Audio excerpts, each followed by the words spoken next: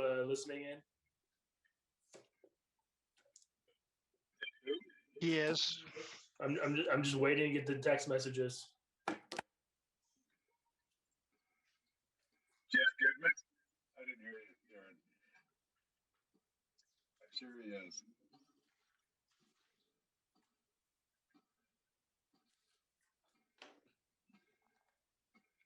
Okay, Chair Havens, we are live.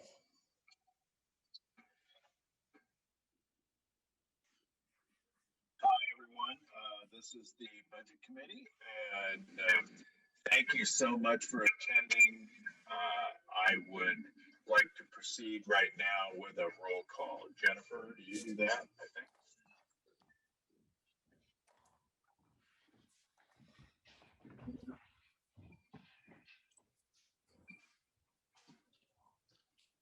Chair members Calabria, Present. Carson, Here. Corrigan, Here. Cruz, Here. Dodds, Here. Havens,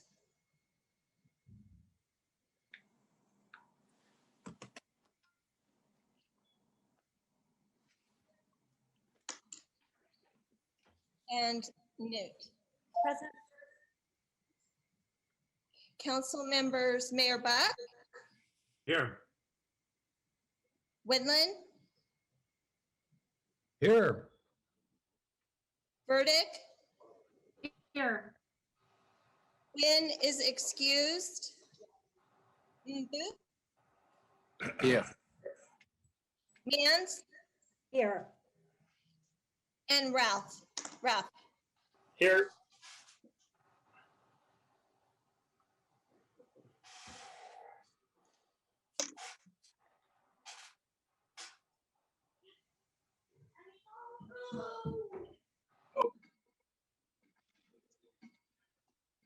Jennifer, proceed.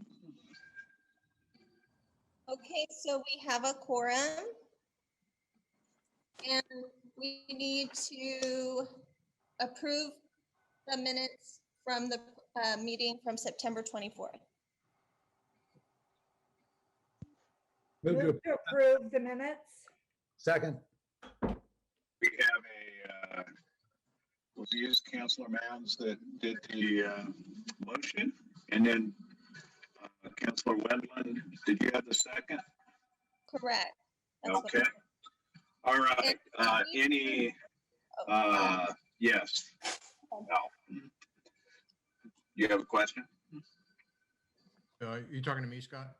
Yeah, you had your hand up. Okay, yes, I had one question about the minutes and it's a clarification. On the point 4 of the minutes, there's a mention of the PCI, a target of 70.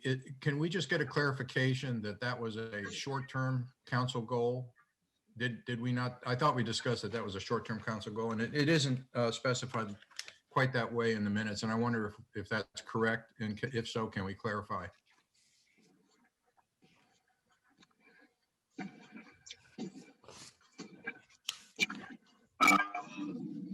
Do we clarify it in the minutes of the meeting, or can we clarify it in discussion afterwards? How about if we do that? I think that makes sense. Are you okay with that, Al? Yeah, as long as we get a clarification, I'm fine with Yeah. that. No, that's fine. We'll be discussing paving for sure. Okay, other discussion, any comments in regard to the minutes? All right, then we'll go to a vote. Do we need to call out, or can we go aye? How do you want to do it, Jennifer? When we're on the Zoom meeting, we need to do a roll call, please. Okay, so go ahead and call the roll. Okay, thank you.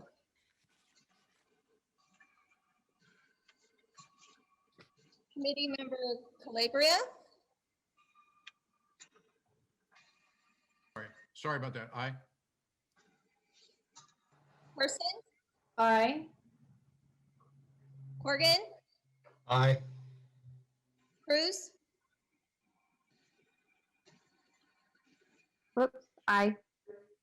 Dodds, Aye. Havens, Aye. Newt, Aye. Councilmember Mayor Buck, Yes. Wyndham. And then, oh, I see. Okay, Vernon, Yes. Boop. Aye. Dan Aye. and Raf. Yes.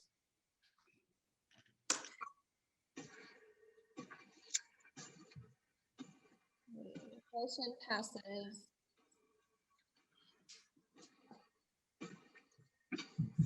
13, and when it's excused. Passes unanimously. Got it. All right, so we have approval of the minutes. I believe now what we need to do is, we need to elect a new budget chair or a budget chair and a vice chair. So do we have nominations from the floor on that?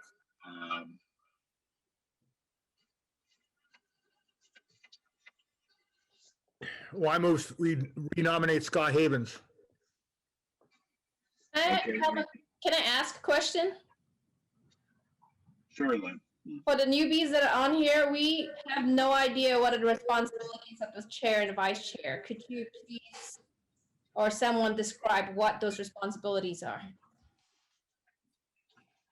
So, Martha, I'm going to defer to you. I think that's the best way to go there. But in the case of the chair, I run the meeting, and anytime the budget committee meets, which in this case will be meeting at least 2 times, possibly 3 times this spring, I will run the meeting and will run the public comment and make sure that we're keeping on task and looking at all the things that we need to as far as the budget and making, just making sure that we move ahead and get it done in a timely fashion.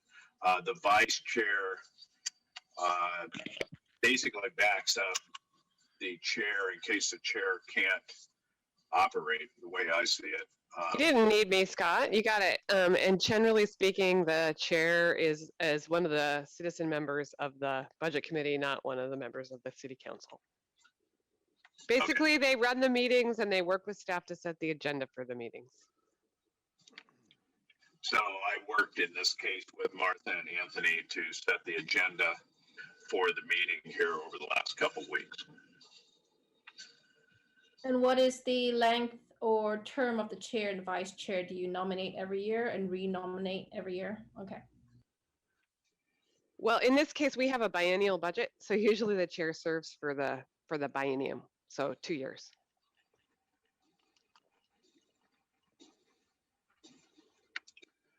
Okay, we have one nomination for chair. Need a nomination for vice chair, please. Well, may I ask a question, Chair? Yes. Lynn, would you like to be nominated as vice chair? Yes, sure. Thank you. Okay, I nominate Lynn Carson as vice chair. Second. Other nominations?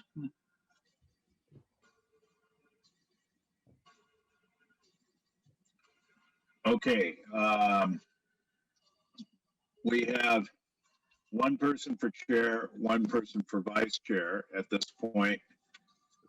I guess we can go ahead with the vote, Jennifer, but it's kind of obvious, I think, but so I'll leave it to you guys. Okay, I just need to record who seconded the chair nomination.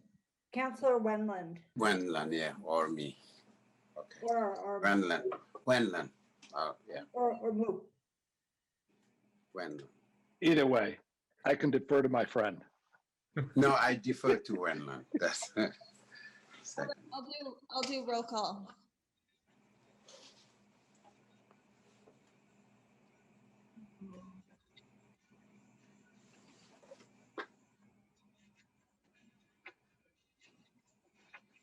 So does somebody want to state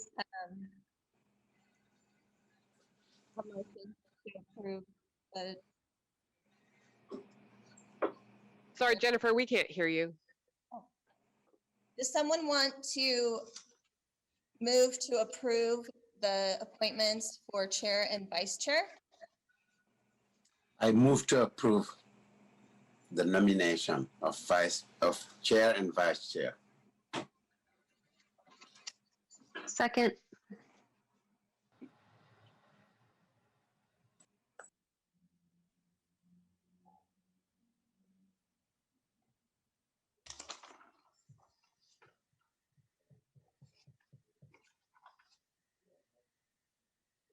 Committee member Calabria,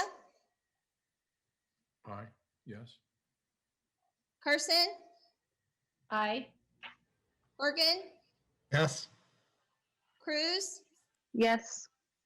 Dodds, Yes. Havens, Yes. Newt, Yes. Councilmember Mayor Buck, Yes. Winland, Yes. Burdick, Yes. Mboop, Yes. Nance, Yes. and Rapp. Yes. Okay, motion passes 13 unanimously. Okay. Can everyone hear me okay? Fine. Okay, Yes. good. All right, we have some recognition. I think, Anthony, you have some folks to honor who have been on the budget committee. Absolutely. So we actually have created some certificates for some past members, and we want to just take a moment to recognize them. So we'll just list some names real quick. Let me grab that. First, I'd like to recognize Jerry Good, and we actually have a certificate for him that we're going to mail to him. And then we have Marlon Patel, and then lastly we have Erickson, who just left our committee, Mr. Erickson. Charlie. Yes. Charlie, yes. Yeah. Yep. And want to thank them all for their service. Really appreciate them being on the budget committee, and I think once again they're very, very dedicated members of the committee. So, and then with that, Chair Havens, would this be a good time to recognize the new members that are on this committee? And Absolutely, yes, that's a good thing. Let's do that. So we have some newer folks on the budget committee, and so let's go through those.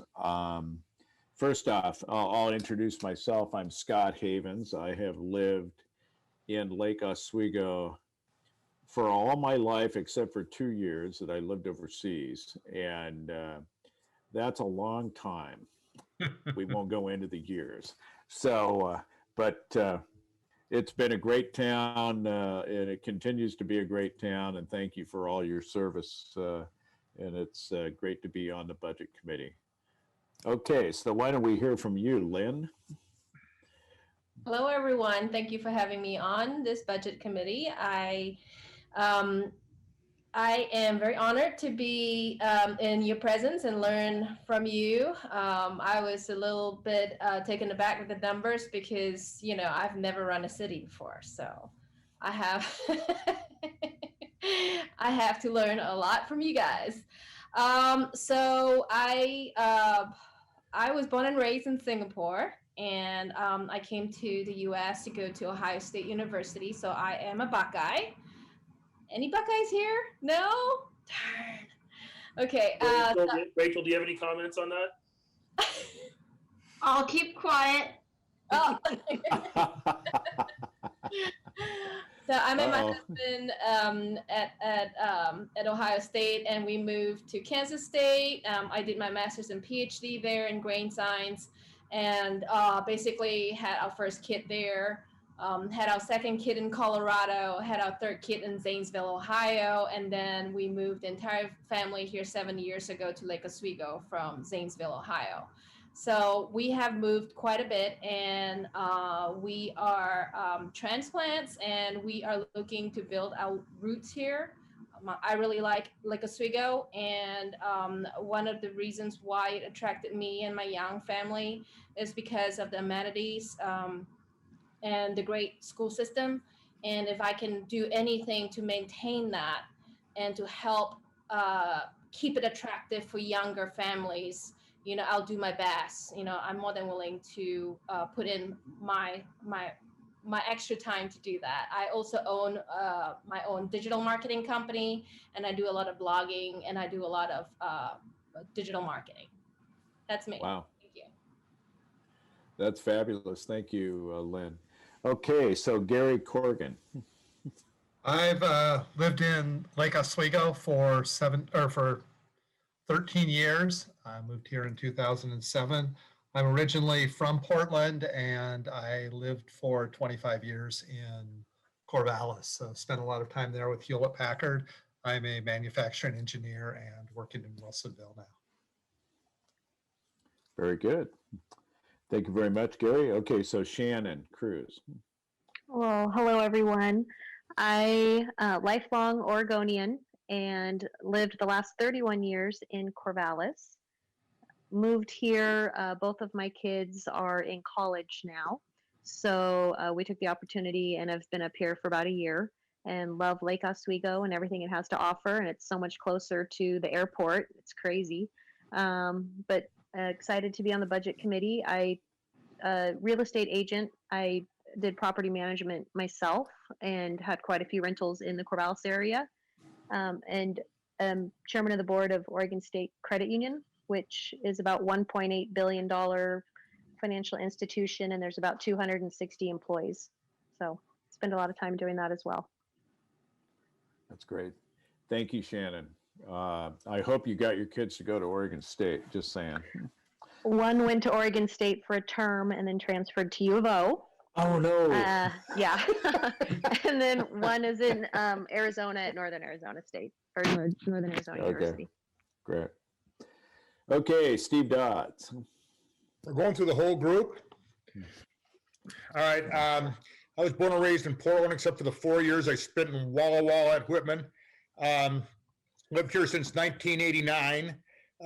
When we were, I'd gone to Wilson when we were looking for a house. I told the real estate broker we would look at any place on the west side of Portland, but if I saw entering Lake Oswego, they were fired.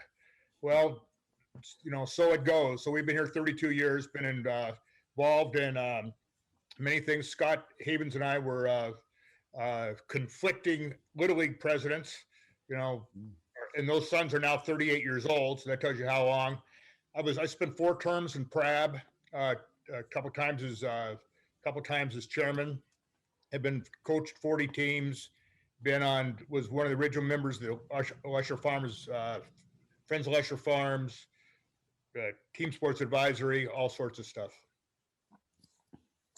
Yep, Steve and I had a lot of fun being, he was Waluga Little League president, and I was Lake Oswego Little League president. And that was back in the good old days. So, all right, Teresa Newt. You're muted, I'm Teresa. muted, yeah. Hi, everyone. I'm Teresa Newt. I moved, my family and I moved here from Portland in 2015.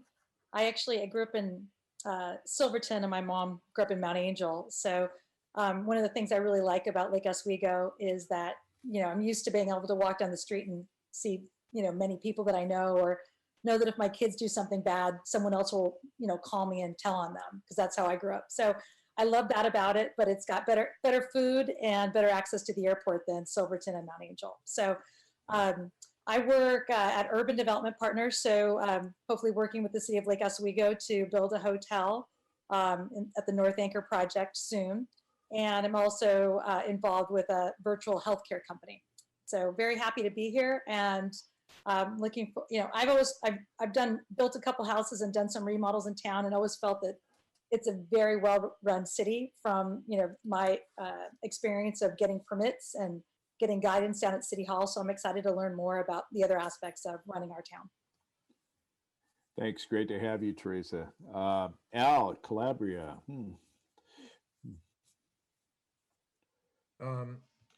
Moved here first in 1990 to do a turnaround for a manufacturing company in Portland. Most of my career was in international business. I worked for 4 different multinationals, a little bit of overseas residence, and also did a stint as a strategic planning consultant. So enjoy working on city affairs and learning, because every day we do it, we learn. That is great. Al is very knowledgeable about financial affairs for the city, and it's a great, he's been, how long have you been doing it now, Al? 3 years? Yeah. Mm-hmm. Yeah. Okay. Great. Well, thank you, everyone. Okay, we will move, we've done recognition. So I believe, Anthony, can you read us our ground rules? Because when we do the budget, and we are in budget committee, and we are now in committee, and then we will be until our next meetings, there are some definite rules that we need to follow to keep things on the up and up, so to speak. So go ahead, Anthony. You're muted.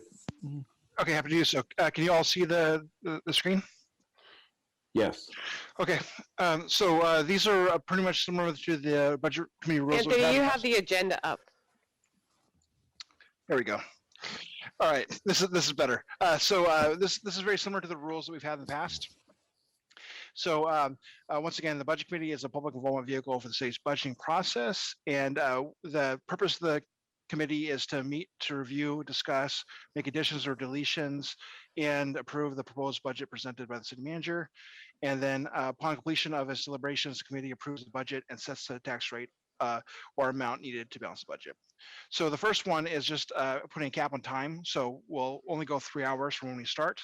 In the past, we've had budget committee meetings that have gone to midnight, and I think we made a decision not to do that anymore. So the second rule, and then once again, for public comment, there's 3 minutes per person. And we are trying to keep the public comment period down to 20 minutes. But if there are more people that are wanting to speak, we ask them if they're talking on the same topic, just to say that they agree or not, if possible. And then number 2 is that every member is given the opportunity to speak. Third is no deliberations outside of the budget committee. And fourth is that we need to have a passing vote needs to be a majority of the entire committee, so it needs to be 8.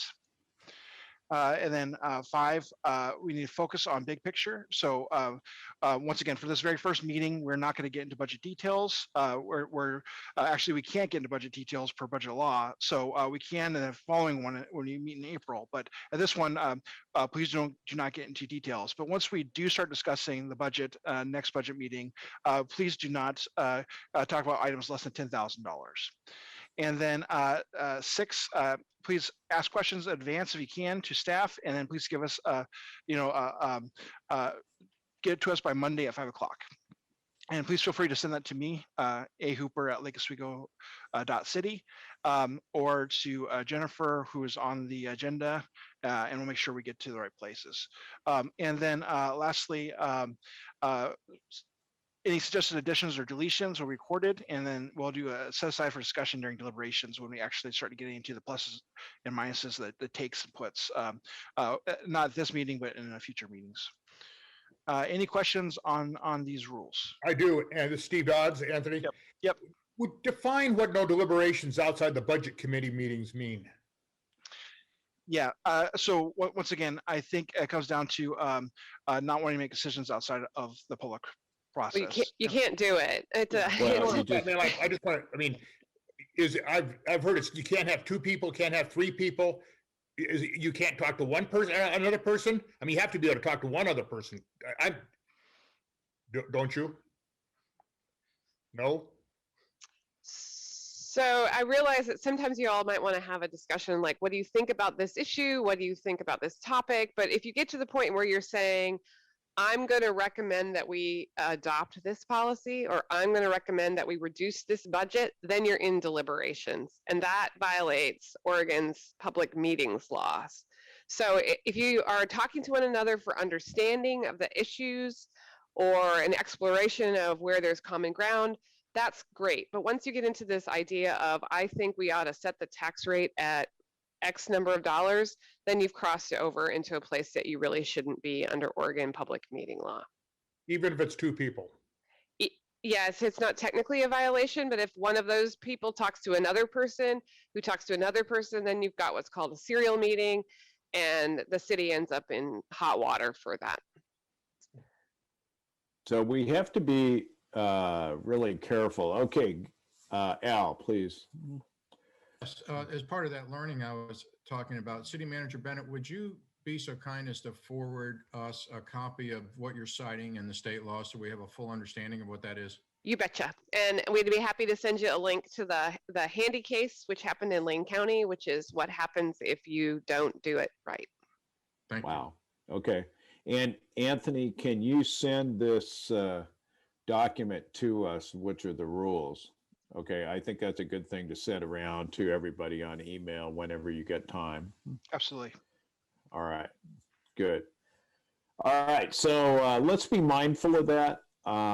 It is very important. We are in the public sphere here. For me, I ran a private business for years and years, and it just, you know, I could make my own calls, but here we are in the public. We need to be very open, very transparent. So if you could just be mindful of those rules, that would be great.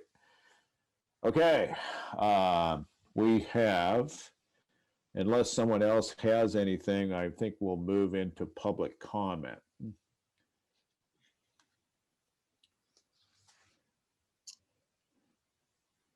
Public comment. We did have one request for public comment. Yes.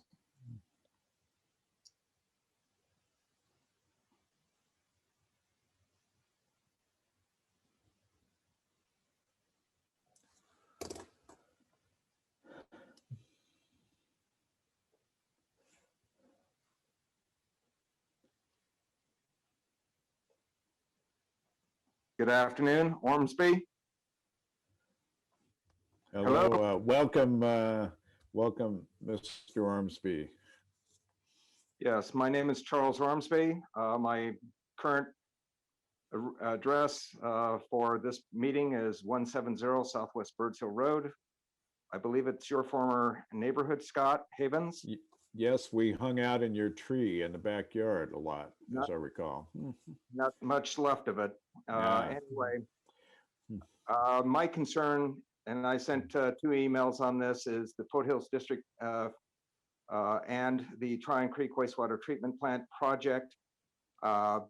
It's dangerous down there. In fact, anything on the east side of State Street, I consider dangerous to live in below the 80-foot level. I've sent you information on it. I hope it will be considered, and I hope it will be answered and addressed in the near-term future. Nobody will survive down there. If you haven't seen the KATU report as of last night, they're taking 5 feet off the top of the Detroit Lake Dam, southeast of Salem.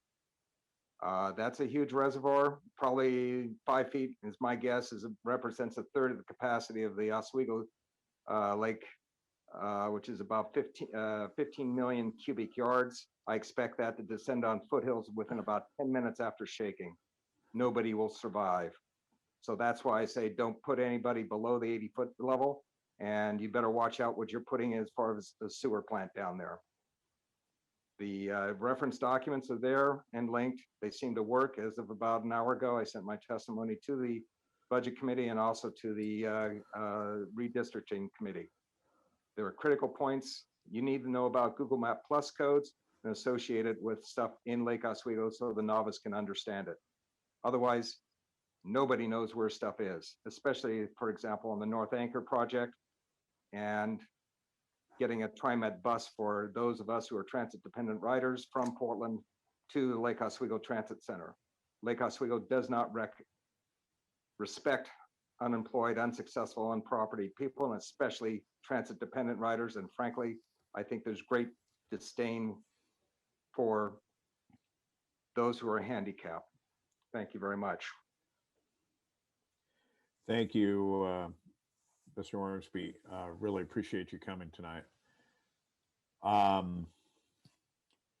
So any further public comment? I think, Jennifer, you didn't have anything, did you? Right, Chair Havens, there was only the one. Martha, I forget the rules. Can we ask questions of public comment, or do we just keep moving? I mean, you can if there's questions related to what the budget committee is going to do tonight, or if you have anything that you'd like staff to follow up on based on Mr. Ormsby's testimony, it'd be fine to ask, but it's really up to you as the chair. I suspect that maybe, and I'm going to defer to you, Mayor Joe. I don't know what's been discussed in the last few weeks and months about that. So it seemed to me that maybe Mr. Ormsby had brought it up in the past, and then maybe you have all just, and I'm sure we're going to be discussing the wastewater treatment plant upcoming in our presentation tonight, I would think. Yes, we receive regular and abundant communication from Mr. Ormsby on a variety of issues, and we appreciate his input. Yeah. Okay. So, Charles, we will be discussing wastewater treatment plant and other things as we go along tonight. Feel free to just tune in, and let's take any further public comment that we have. That is all. Okay, not seeing any further public comment. We move along to council goals, and that is city manager. Yeah, I'm going to Martha take Bennett that. will be And doing so that. I'm going to roll a PowerPoint up. I'm sorry for those of you who have fatigue about the share screen thing. I'm also sorry for you about the text, but I want everybody to be looking at the same document. I've got a single PowerPoint that rolls us through the next two items, Mr. Chair. I'll stop at the end of the council goals section so that if there's any questions for the council or for me or for Anthony or for Sean, you can ask them. But if nobody asks us any questions, I'm going to keep rolling. Okay, here we go. If I can get it the right screen to come up, because as we just learned from Anthony, I think I did it. There we go. First of all, to the new members, thank you all for being willing to join the budget committee. This is a really important thing that you do to ensure that the city is a careful steward of the public's resources.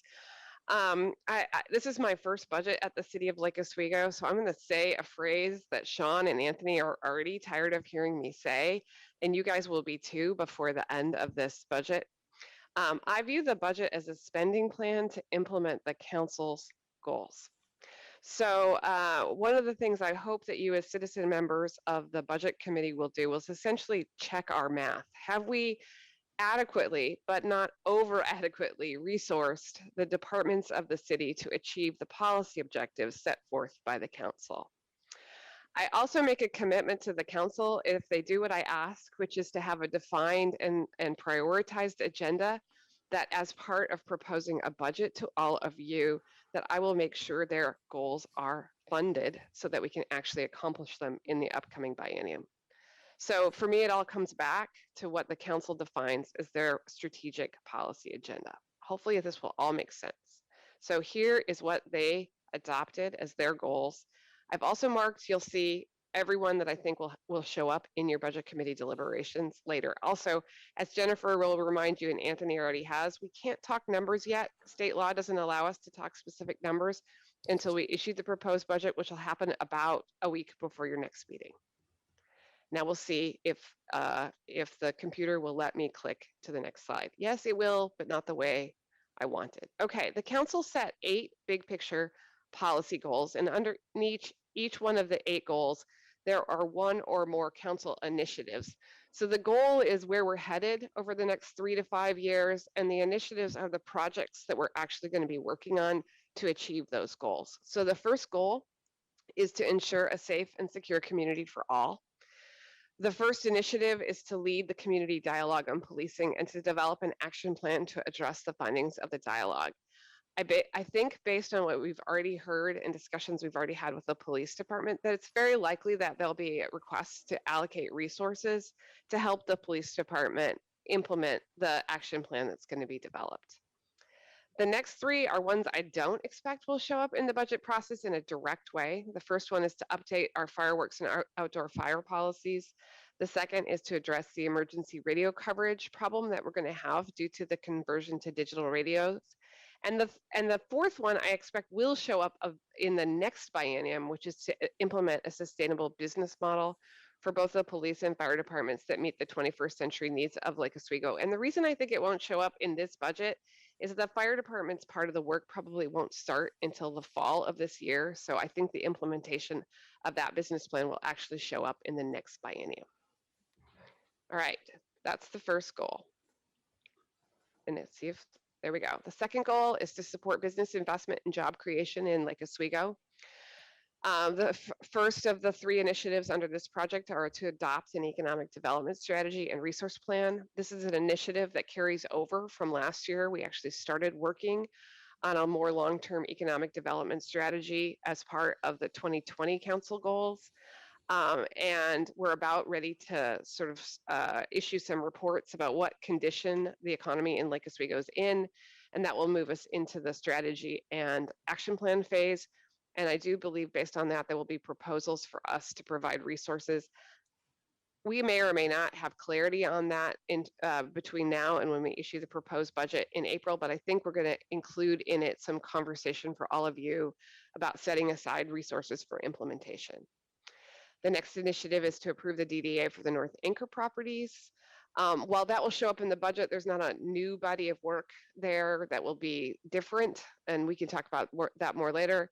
And the last is to develop a specific action plan to address the business needs related to COVID-19 restrictions.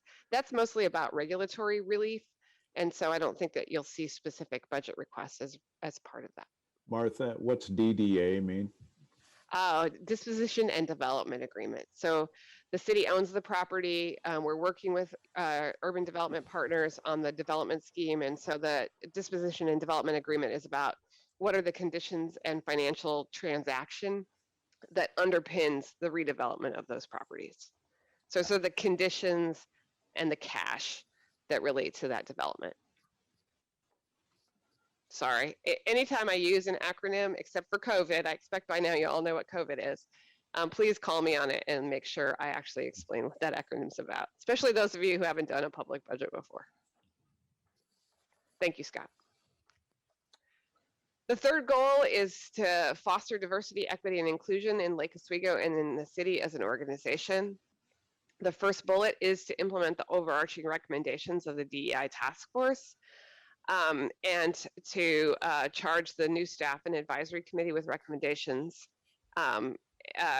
recommending a work plan for the other recommendations. The reason I put an asterisk here is earlier this year, the council approved adding a new FTE which was the first recommendation of the DEI task force. And therefore you'll see that new FTE in the budget process. The second one is to amend the city's purchasing codes and develop approaches to increase opportunities for the city to contract with COVID. COVID certified is the new state of Oregon term for women, minority, and emerging small business enterprises. And so that's a term of art. And then examine the feasibility of contracting opportunities for locally owned businesses. That's an administrative task that might have impacts later on specific projects, but it doesn't have a specific budget ask tied to it. Okay, the fourth one is to combat climate change by reducing greenhouse gas emissions and strengthening the community's resilience to climate impacts. And the initiative under this is to implement the sustainability and climate action plan, which has resource implications in several places, and we'll try to call those out in the proposed budget. For example, council had a discussion with the Sustainability Advisory Board on Tuesday night about electrifying the city's fleet. And obviously, if we electrify the city's fleet, probably our purchase cost for new vehicles goes up at the beginning, but our maintenance cost goes down overall over the life of the vehicle.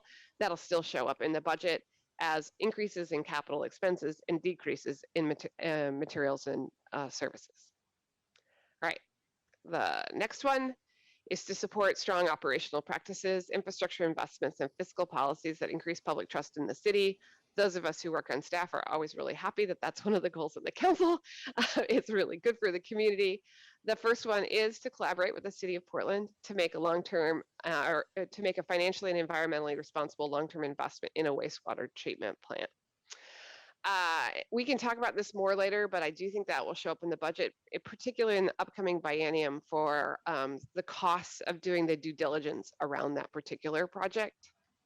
It won't show up yet in terms of any kind of, well, the way the project is structured, actually, there will never be a huge cash payout by the city, but there will be some consulting and due diligence costs in the next biennium that show up. The next initiative is to complete phase 1 of reconstruction of Boone's Ferry Road.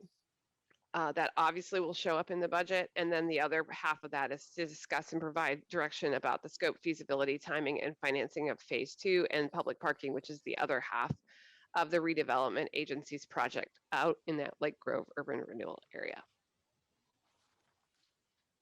I didn't ask that part because I don't know what they're going to decide. The next long-term goal is to invest in Lake Oswego's high-quality parks, natural areas, and recreational amenities.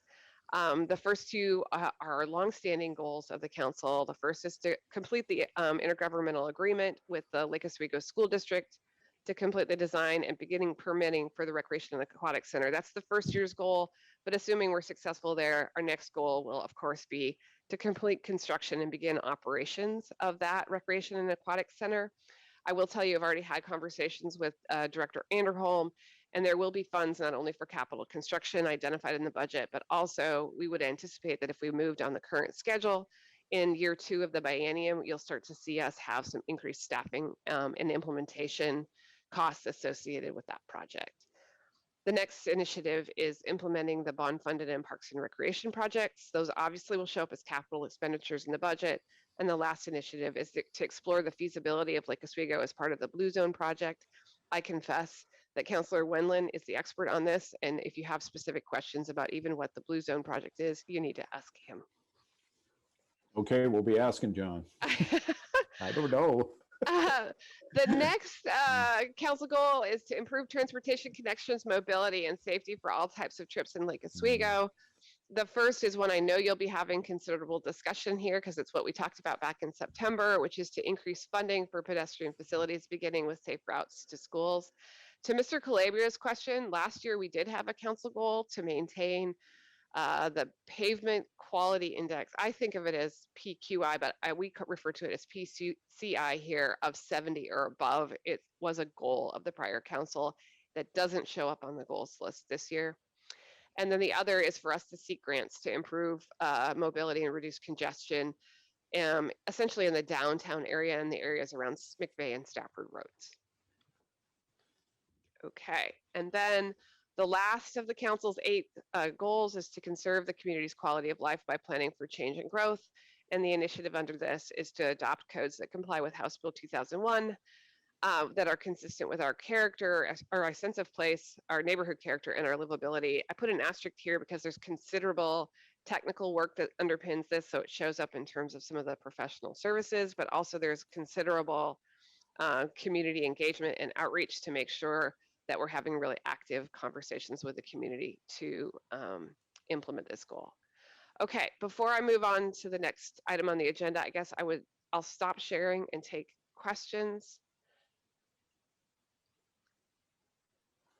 or have the counselors take questions from members of the budget committee. Any questions about this goal? So yeah, just go ahead if you have questions. Just let's share and see what we can learn. Well, Raise your hand if you can. Okay, yes, Steve. Okay, so the goals have been set. Are we, so we're not gonna be, are we just gonna be discussing the increments of the goals? What, you know? So this would be a question you ought to have a discussion with the counselors are, but when I propose the budget, I will propose sufficient resources to implement the work plans that would achieve the goals. So then after that, of course, as part of your budget committee deliberation, you'll be discussing whether that I've provided either adequate resources or too much, or you'll be conversing with the council about sort of your thoughts about the plan to implement the goals. So as my commitment to them, they will be incorporated into the proposed budget. So Martha, you will be putting that out roughly a week before our next meeting. Yeah, it's usually 7 to 10 days before the next meeting. And you remember that even once we give you the document, you guys can't talk about it until the meeting where I actually present the budget message. It's one of those arcane parts of state law. And I will say, every time you meet somebody who's come from a city, from a different state, they come to Oregon, they learn about the budget committee, they are just baffled. So I realize it can be baffling to the general public. So to all the new people on the budget committee, this is very important when, at least in the past, the city staff has delivered that budget. It's a notebook with many financial pages in it. I'm guesstimating over 100 pages, maybe 150. It's a lot of work. So when you do receive it, it's good to get familiar with it. As City Manager Bennett says, we can't talk about it amongst ourselves, but we certainly can put in some time and understand what's in it. And we always invite questions from all of you. If you read it and you come upon something, we always invite questions. And I believe that our commitment is that we'll get questions back to you. When you get the packets to review? Approximately 7 to 10 days prior to the next meeting. And the next meeting is on April 28th at 6 p.m. Wonderful, thank you. So you'll receive it ballpark, say the 20th or perhaps the 17th. And Sean's going to correct me because I thought we couldn't deliver it. They couldn't deliver it until we delivered the budget message, but he's going to tell me I'm not right. Oh, sure. I think that you can talk about it as soon as it's available to the public. So when we give it to you, we will also put it online. It'll be available to the public in the library, wherever. But we will make sure to have it to you by April 21st, 7 days. It'll be the Thursday before or the Wednesday before the next meeting. It'll be exactly 7 days. We've been Thank you. The last 11 years. So. Councilor Mann, so you had a question. Yeah, I didn't have a question. I just had a statement, especially for our new members. I am always available if people have questions around specific budget items or acronyms or whatever it may be, Chair. And I just wanted to throw that out there. It seems overwhelming. We've all been there, but you just plow through it. It happens. Got a lot of experience on the board. Just reach out. Yes, that's a very good point. I think we can assist if there are questions, and with Councilor Mans and other councilors, certainly Mayor Joe's been through this many times, Councilor Wendland and City Manager Bennett. So we'll find a way to help. And so don't be afraid to ask questions. Okay, Councilor Wendland. It might be helpful just to make sure everyone knows about Laura and our role in that, and maybe City Manager Bennett can explain your dual role, so that, because you will hear Laura, and that's not a person. So anyway. Yeah, we have an urban renewal agency, and that budget gets adopted separately. And if I was an accountant, I'd call them some kind of component unit of our local government. Thank you. So even though y'all, you'll sit in your capacity as the budget committee for the city, and then you'll sit in your capacity as the budget committee for the Lake Oswego Redevelopment Agency, which is what Laura is. It's cool that our city's initials are LO because it means we can have a lot of cute words like Laura and Lois. But anyway, you'll sit in because it's a financial unit of the city, a component unit. This is what happens if you've been around accountants for most of your professional life. You start talking like Right. And some of the projects are like North Anchor, City Hall, the whole development of the Windward and the downtown area. So that's what Laura, that district. And then we also have one, well, which we haven't really talked about, but in Lake Grove as well. So for the Boones Ferry project. So one of the things I was going to offer at the end of this meeting, if you're new to the budget committee, either as a member, the citizen member of the budget committee, or as a council member of the budget committee, Sean and I are very, very happy to meet with you, particularly maybe right after the budget drops, to talk to you about like anything you want to know, the process, the city, the numbers. I will also tell you I've been doing budgets for a really super long time, and the budget is like an iceberg. 90% of what the city does is sort of under the water, right? We do it all the time. And 10% is really interesting, and you guys will want to figure out what part of the budget you consider to be the part of the iceberg that's above the water. Someday I'll come up with a better analogy, but that's the one I got so far. Because after that, we start talking about not hitting the iceberg, and it gets really weird from there.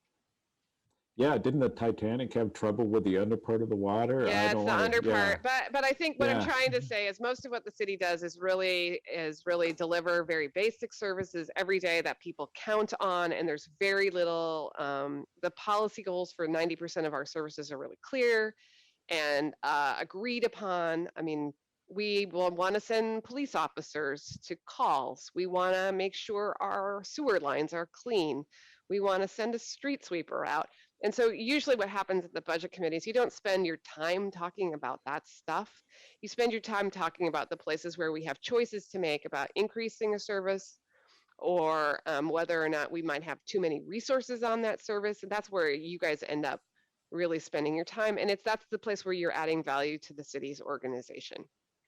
It's the place where Sean and I spend time, frankly, that most of the budget that the departments propose is about continuing on very basic services that we all agree upon. All right, Okay. So if there's no other questions about the council's goals, I'm going to shift over because I think before you talk about the next biennium, I like to make sure you all have just a chance to see sort of how the resource allocation decisions you made 2 years ago have played out. So I'm going to cover and I asked department heads to give me sort of what should you as a budget committee be proud of having accomplished with the resources we allocate. So I'm going to cover that, and then I'm going to turn it over to Sean to talk about the forecast. Then I'm going to come back on and talk to you about what what the things are, the policy framework is that we're building this budget in. Okay, so here we go. If I can share again, if it will let me. I am going to go right back where it was. All right. So one of the things I think we accomplished with the resources that were allocated is pretty significant capital investments in the community. And I just give you these 3 examples actually while under construction to highlight it. Right now, we are actually in the process of moving city departments into City Hall. Which was an allocation of resources from the budget committee, 100% completed, well, all but the last couple months in the current biennium. We finished 2 major parks, and I also just like the drone footage of these parks under construction, so hopefully it's more fun than looking at the words on the slides. In addition to that, we paved more than 8 miles of roads. We slurry sealed 15 miles, installed more than 100 Americans with Disability Act curb ramps, and poured about half a mile of new sidewalk. We replaced a new wastewater pump station on Old River Road. We replaced, which is not sexy, but really, really important to make sure that that wastewater gets to the treatment plant. And if you haven't been on Wembley Park Road since last summer, you should go there because we replaced all of the storm and water, the pipes underneath, dig once, Councilor Mans, and we repaved a roadway that was in really, really bad shape.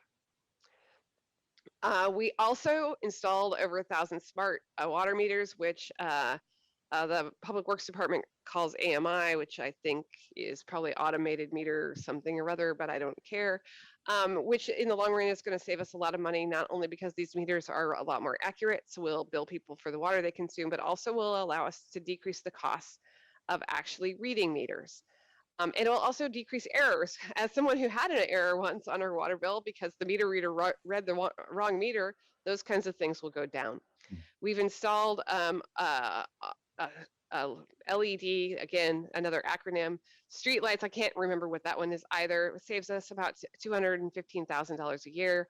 And then the fun things for me, we swept 76, almost 7,700 miles of roads.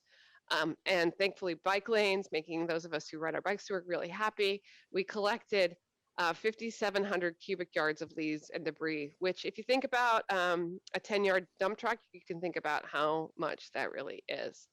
We televised 165,000 feet of sewer lines. You can see my thought about that if you've ever looked at those videos. And we cleaned over 100,000 feet of sewer lines. Whoops. Our police department answered 161,000 calls to dispatch in the last 18 months, and they answered almost 100% of those in 10 seconds or less. That's really remarkable. If you've ever had to call 911, you know that those 10 seconds can feel like an eternity. We responded to more than 3,200 incidents in 18 months, which is 875 incidents per officer in the last 18 months. That is a lot.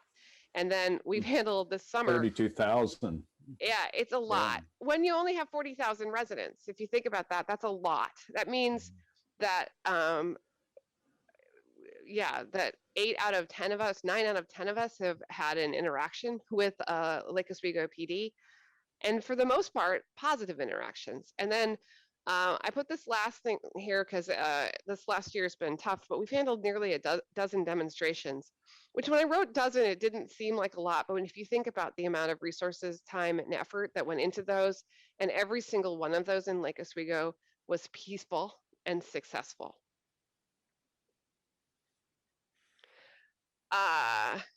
In the fire department, and I know the chief's going to talk to you in a little while, every person was trained in response to wildfires, and so many of our firefighters were able to deploy last fall to the firefighters. We shifted to ambulance for medical calls in Westlake, which has reduced the response time at the 90th percentile by almost a minute, which if we're dealing with heart attack or stroke is a life-saving minute. And we responded to 3,500 medical calls with COVID protocols without a single exposure of our firefighter paramedics. And here I showed you a picture of one of the folks whose life was actually saved by the fire department. Those of us who work at desks, we've had big years too. The Tryon Creek wastewater treatment plant process has been a tremendous amount of work, just figuring out how to issue the RFP and process it. It's been a team effort, Public Works, Engineering, City Manager's Office, City Attorney's Office. We got to start over on the redevelopment project for North Anchor, and that's been a tremendous amount of work. Redevelopment, City Manager's Office, Planning Department, and City Attorney. We've updated our Historic Preservation Code and our Flood Management Code, which isn't sexy, but it's really important. We've had a lot of litigation. I'm not even going to talk about that stuff. And then we worked cooperatively with the school district to develop a plan for a recreation and aquatic center, which in the long run is not only going to serve our community better, but it's going to save the people who pay taxes in our community because it's going to be more efficient and effective for us to work together. And then I just didn't think it would be a discussion about what we've accomplished in the last year about talking about the fact that the disasters started essentially a year ago and they haven't stopped quite yet. We not only, well, we'll talk about the last one in a second. We've dealt with wildfires, we've dealt with windstorms, we've dealt with floods. I got tired last year of writing, hey, 2020 isn't over yet. And in fact, I feel like in February, I was essentially still writing 2020 isn't over yet. And then of course there's COVID. Um, and I'm going to talk about COVID in a little while when I talk about the upcoming biennium. I think a year ago, I would have told you we didn't know where it was going to take us. But I think you as a budget committee should be really proud of how the resource allocation that you provided to the city challenged us to figure out how do we continue to deliver really high quality services to people in Lake Oswego in a time of great uncertainty and in a time where we have to change how we go about doing businesses. And there's still challenges there that if you have questions about, I'd be happy to talk about. But our fire department, for example, was able to take existing resources and figure out how to be the only fire department in Clackamas County that actually was ready to do COVID testing. And we were also doing vaccinations right now because of how they innovated. Our library first had to shut down, but then figured out how to completely retool to provide not only virtual programming, but outdoor services. The tents in the parking lots last summer were well loved and were amazing. We went to all virtual programming for a while at Parks and Rec. And then small business grants. We had unprecedented visitation last year at city parks because you couldn't go anyplace else. Where you went was to the river. And I'm happy to tell you that we were able to do that with the budget that you allocated. And then, of course, we've provided regulatory relief for restaurants and retail. Biggest positive thing that's happened from a budget perspective ever was COVID as far as the golf course is concerned, because a lot of people discovered that they still had golf clubs and they wanted to use them. And we've had a really pretty good year up until the ice storms happened at our golf club. Okay, that's all I have right now. I am going to stop sharing and let Sean share, unless you all have questions about the last 2 years. All I can say is there's a lot of great stories there. City manager, really great.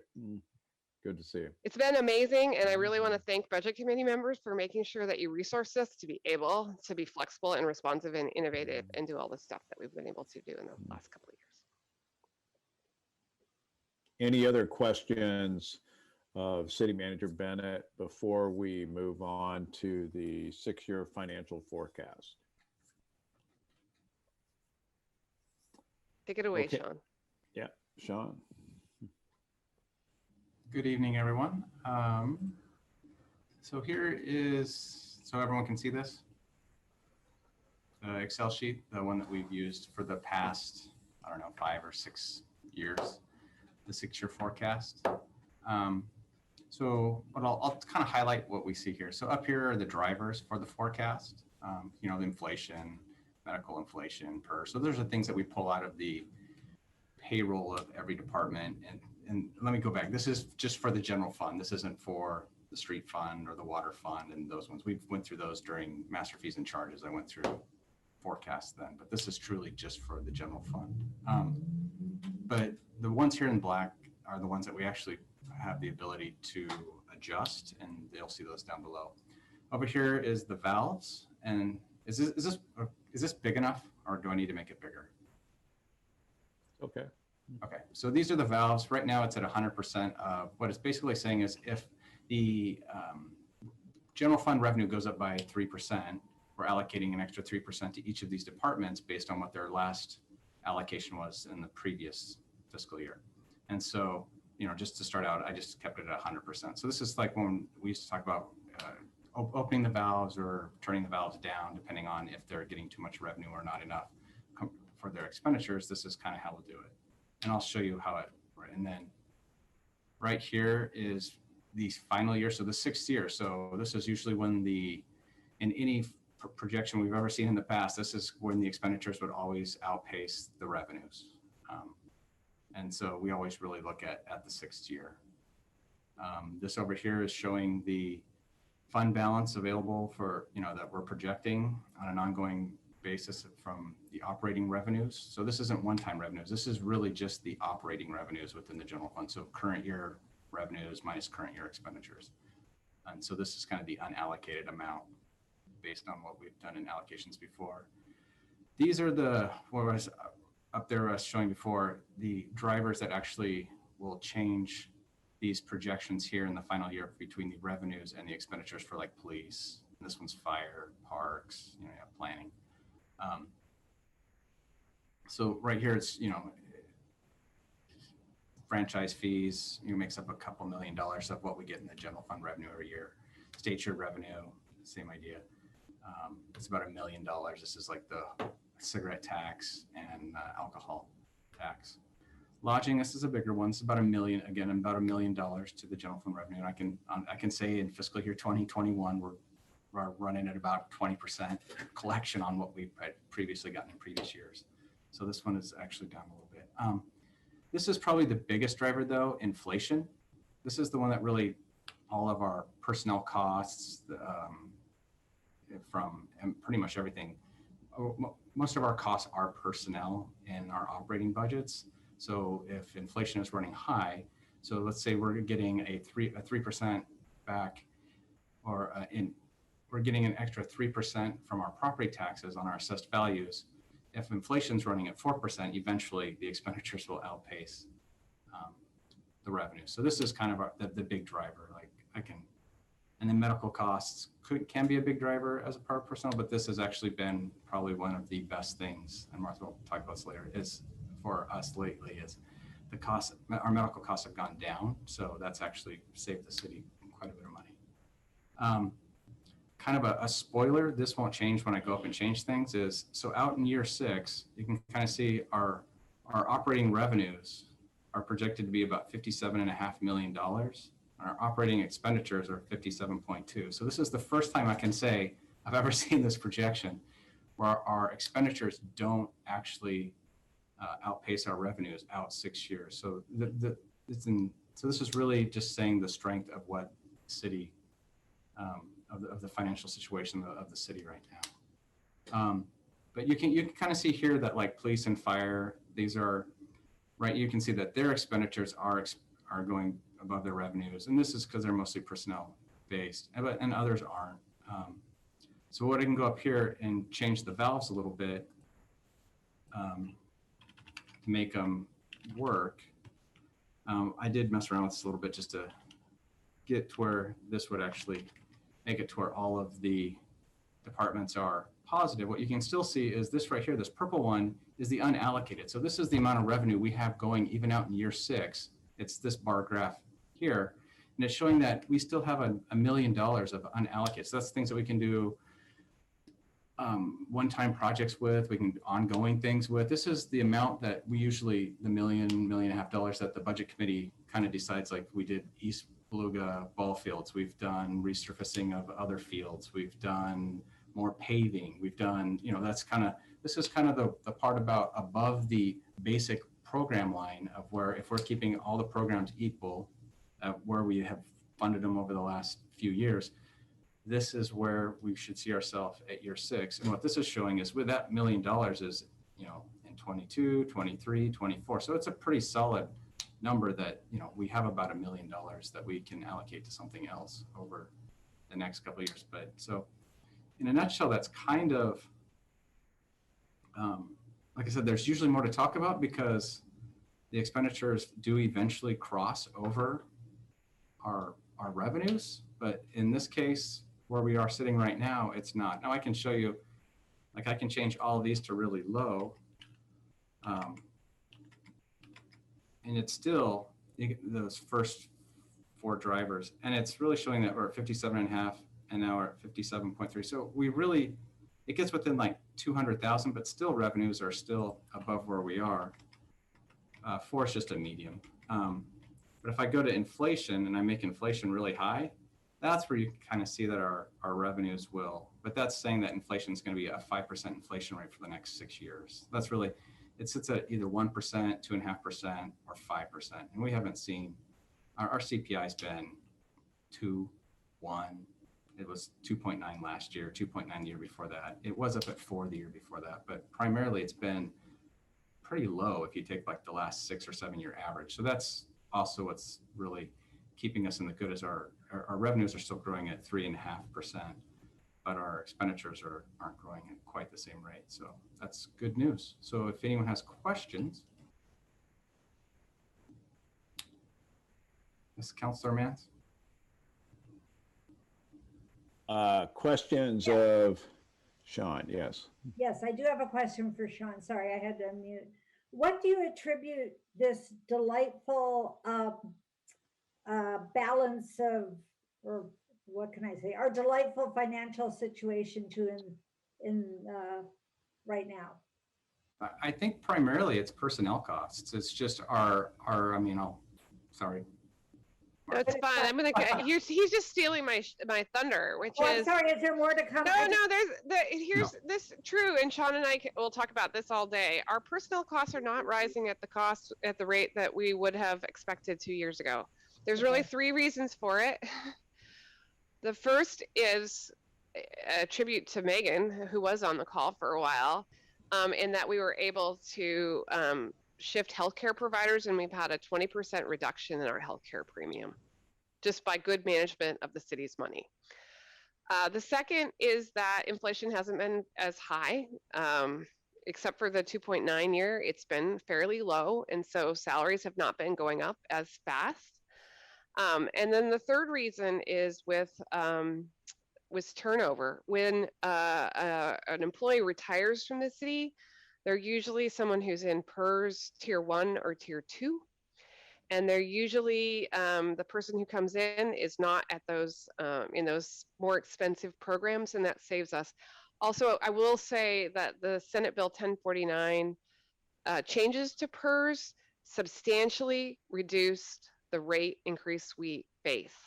I think instead of a 6% increase over payroll, it's going to be more like 1%. So all the stuff we were worried about 2 years ago either didn't come to pass or has been affected by good management or other changes. Super, bravo. So Sean, did I get it right? Do you agree with me? Yeah, the PERS, it's kind of it's just going to extend it out. It's, you know, but the rate increases, yes, we were budgeting about a 5 percentage point rate increase because that's what we were told by PERS it would be for the next 2 biennium. And with the House Bill 1049, it did change it to that our rate was only a 1% increase for this biennium, and then projecting another 3%. So the curbs came in a little bit sooner, but it does make it to where the rates go up a little bit longer. So, yes, Al. Questions for Director Cross. First of all, is it correct? Is it correct that, sorry about that, we're getting $8 million in COVID relief for the city, and whatever the number is, can you confirm what that is? And I know you can't speak specifically to how that will appear in the budget, but can you just generally address that? And then I had a second question after that. As far as I know, yes. I'm actually, we've been informed that we could get up to $8.1 million. What we're still looking at what we can do with the money. So we still have to come back and look at all the places that we can actually use the money. If like CARES was very specific when we got that $1.2 million, that was the other thing that kind of helped us in this last year, is the CARES covered all of our overtime. It covered all of our supplies. It covered everything that we've had to spend to date. So we weren't out anything from that, the 1.2, but they had very specific. So after this meeting, starting next week, after I move it over to the new building, I do have a webinar to watch to understand what we can and can't do with those funds. So at this point, I don't know 100% what we can and can't do with them. So it'll be 90 days at least before we could get an allocation, just so you know, because of the size of our community. I will also say that Sean and I have talked a little bit about it, but I will say this for me is a classic. It's going to be one-time money. I hope. I hope we never get this again. And so we're going to want to spend it on one-time things. Okay, thank you for those answers. I had a quickie. Last cycle, we had a resource that I found to be very helpful in understanding the budget, and that was the Lopedia. Is that a resource that will be available this year for this cycle? We can give you the previous version of it, but we haven't updated it in a couple of years. I'm glad you're finding it useful, but we found that a lot of other people weren't finding it very useful, and we were spending, lots and lots and lots of staff time to update it, and then maybe 2 people look at it. So, but yes, all the programs will be the same, but the costs will be a couple of years old, but so they just need to be brought up for inflation. But yes, we can definitely get you a copy, and anyone else that wants one. Teresa, you had a question, I think. Yeah, it's for Director Cross. Sean, is there a way for our city to, if inflation is the most sensitive of the levers in the model, is there a way for us to hedge that and take advantage of our kind of fortuitous position? I don't know specifically. I mean, if keeping in the past we've kept a pretty healthy reserve. We usually budget for a little bit higher, and any savings we'll use on short-term or one-time items. Like with COVID and hotel motel, I can say from year 2021, we know we're not going to get about $700,000-800,000 of funds that we thought we would. So, using the positive money that we've held on to, thinking that there would be more of a 3% increase, has allowed us to, I guess, do well during it. I say in the past, we've really budgeted for more of the average, and then if it was left over, we used it for one-time items. Yeah. So I don't know if there's really, because our revenues are tied to property taxes, and our AV is less than 60% of the real market value. So our revenue coming in isn't really an issue for the most part. Even back after the housing bubble, our AV was at 83% of real market value. So we weren't like other jurisdictions. We really didn't have that issue. So what it will do is it'll change our labor costs. And so that's, I know I didn't really answer it, so I'm sorry. This is more for my edification, since it's my first time on a city. I didn't know if there was a tool that, if we wanted to look at, that could lock us into something, since we're in such a fortuitous position. But one great hedge is what you guys have done, which is kept a nice reserve, and we're not over our skis from a leverage perspective relative to our revenues from, housing valuations. So yeah, that's a great answer. Thanks. Okay. Okay. Other questions? Do I see any other hands? Oh, Steve. I just want to clarify, Sean, Martha, what you said. Jeff Goodman's prophecy of doom was that the first thing was going to increase till the calamitous end in 2032-ish or so. Now, are you saying that Jeff Goodman was in fact wrong, or is that just the? I mean, is that what you're? Steve, I know that you're trying to get him to text me. I know you're trying. He's listening. Me. But yeah, no, I know. I would is that say, what we're saying? Is that what we're saying? I'm saying that he was wise in his anticipation that we needed to do something about this issue, because what the state's bill ended up doing is essentially, I don't want to steal from another thing that's going on, but essentially what the bill that passed the legislature did was flatten the curve, right? So as Sean points out, the state of Oregon still has the debt to the folks who've retired, but the way that they have changed the program, it's going to allow the pain to be spread out a little bit differently and shared, not only between the jurisdictions that employ people, but also the folks who have money in the system. So I would never say that former Councilor Goodman was wrong. I would just say that maybe he shouldn't have been quite so gloomy about our ability to address it. He's not overly sensitive, so let's not worry about that. But and give him the car he drives. I mean, that's what we're saying, though. That's what you just said. Yeah, essentially, it turns out it's not quite that bad. Okay, cool. So I should give the new folks to the Budget Committee information on who former Councilor Jeff Goodman is a numbers wizard.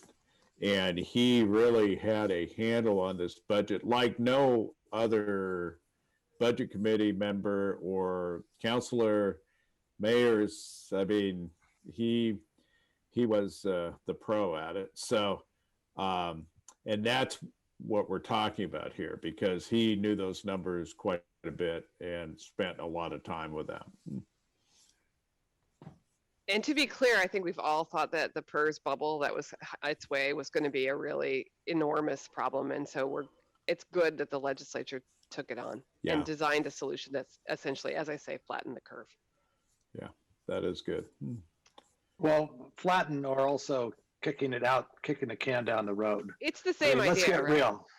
Well, not really. Flattening the curve is not taking obligations away from you. So it's really the schedule is going to be a lot longer, and the obligations are still going to be there. Well, So- partially, and actually this is something we probably shouldn't talk about as much, but partially also remember what the state did is shifted directions that were going into people's individual accounts into the system as well. So it was more than just spreading it out. It was also asking the employees that contribute to the system to also share the burden, not just shift it to the employer. Correct. All right, so if there's no more questions about the forecast, I'm going to talk about what we're seeing as the issues that you will sort of have like as the backdrop to the budget. And Jeff will be texting all of you about what I'm about to say as well. Hold on just a second.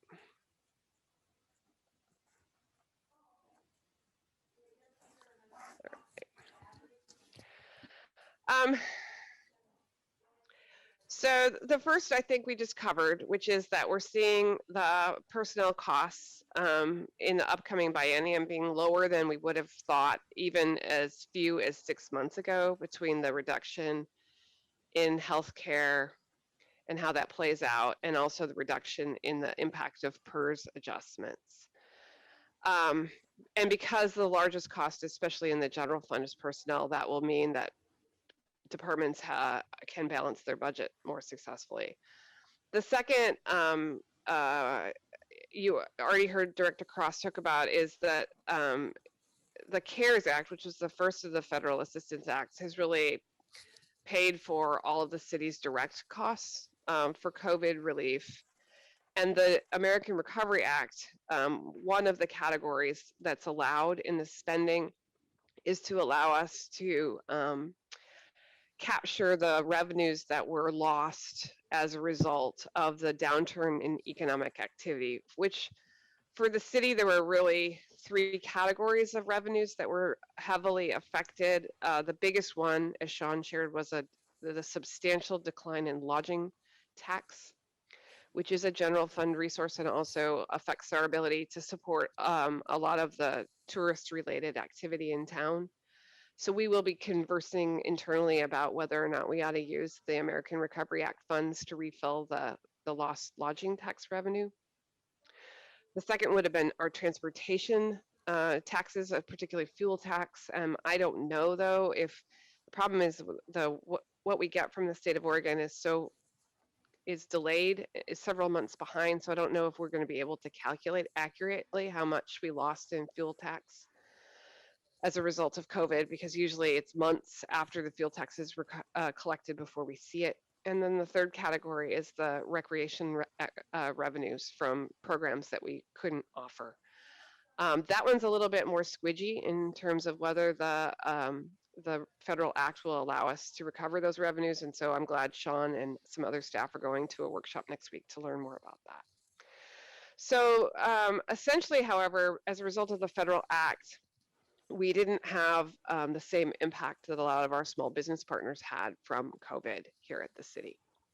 And because, as Sean said, we're heavily dependent on the property tax, there were other revenues where other cities might have seen an impact that we just simply haven't seen here. So we're really financially stable going into the next biennium.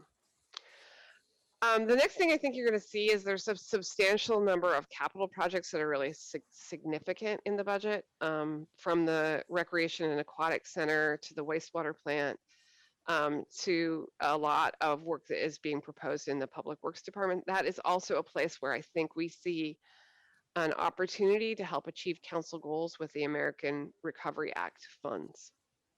I will say the American Recovery Act infrastructure spending says specifically water, wastewater, and broadband. And so that's a limitation on what we can spend those funds are. And then last but not least, Sean showed you that some of our general fund departments, if you look out in the long run, have revenues over expenditures, others do not. And so the other thing I think we'll be talking with you about during this budget is making sure that we've aligned the allocations that are in the general fund to the actual work being performed by the departments. That's a little vague, but I will make that clear as we present the budget to you next month.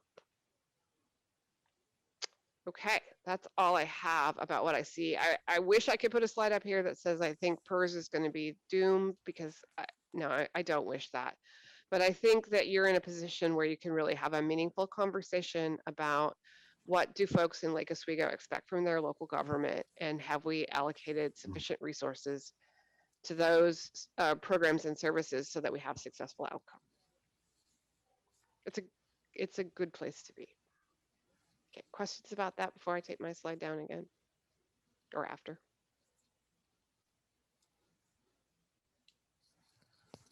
Okay, any further questions of City Manager Bennett before we move on to the next issue?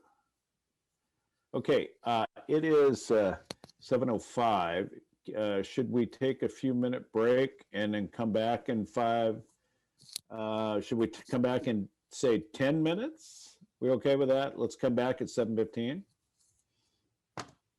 All right. We will come back at 7:15. All right. Thank you.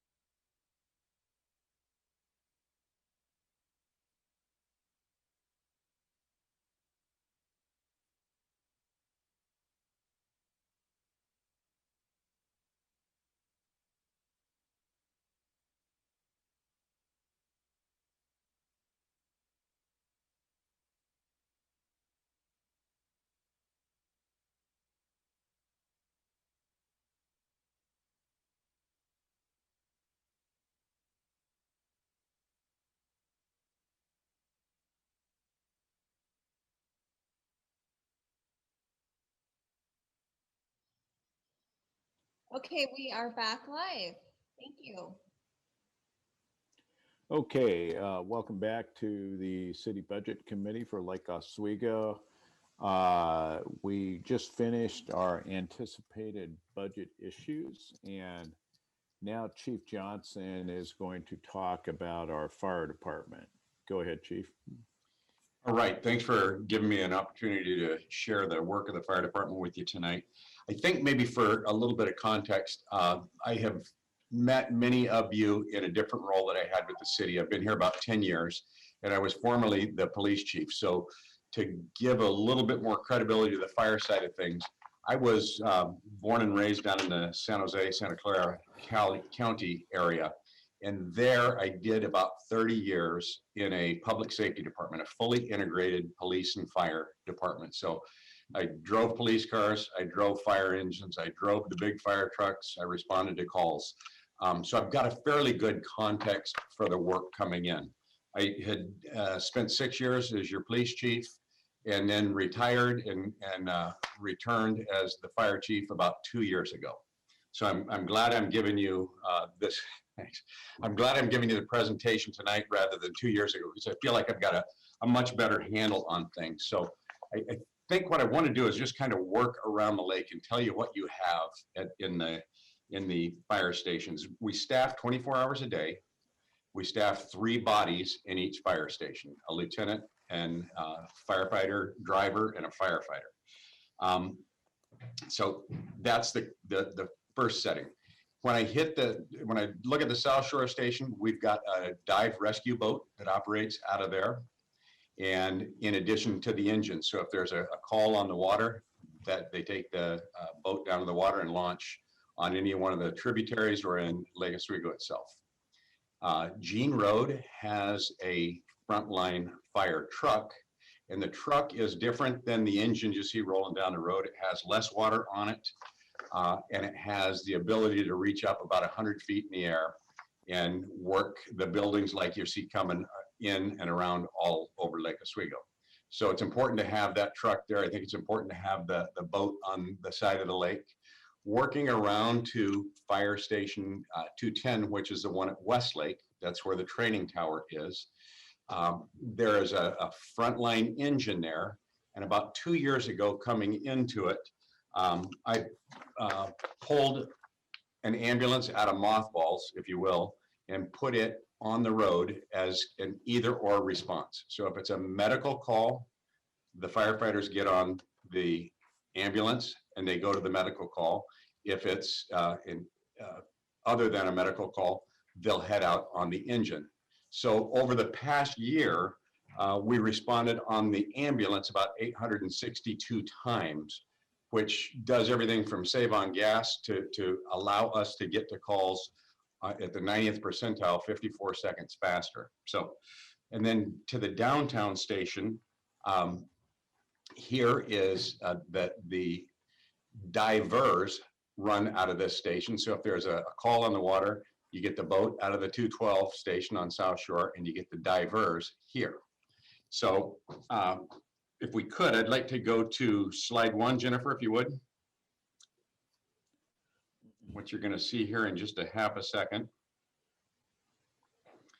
is we've got 52 full-time equivalents, and a couple of the things I wanted to pick out of here, 44 of which are frontline response personnel.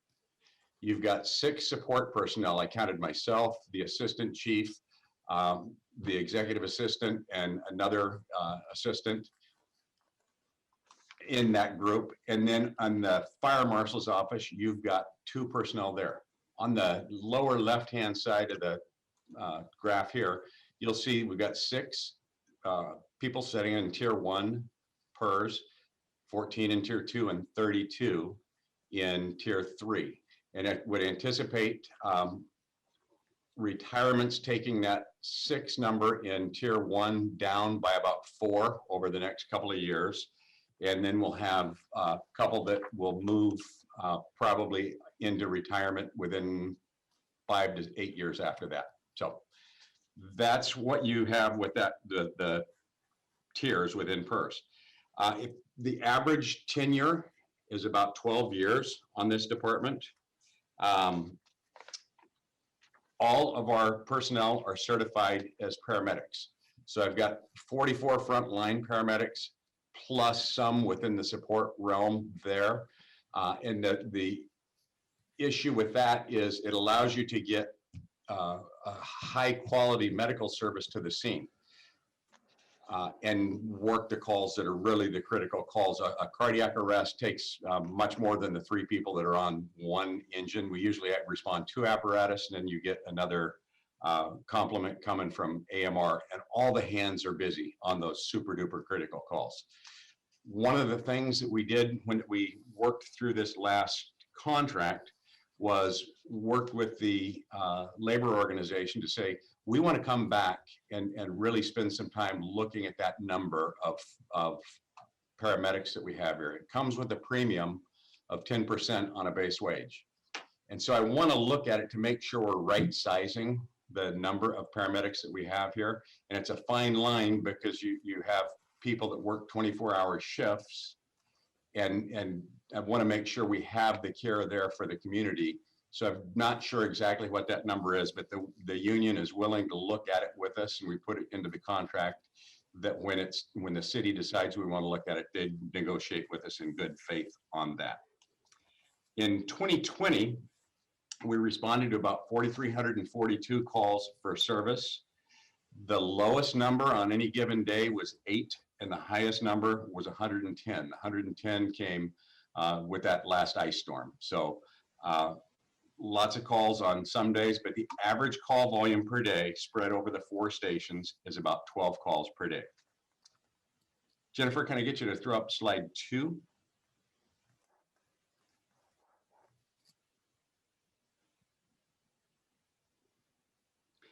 This slide, what I wanted to demonstrate here is the number of calls per station. So you can see, one of the things that I found very interesting with this one was this year, the South Shore Fire Station outpaced the main fire station downtown by about 3 calls. The main station is usually about 150 calls higher than that. And I sincerely believe that a lot of it is tied to the reduced number of pedestrian traffic and downtown business corridor traffic. So I would expect that to move back up into the 900 range over the next year or so. Out of all of our calls for service, about 73% of what we do is emergency medical. And Martha mentioned the number of about 3,500 medical calls.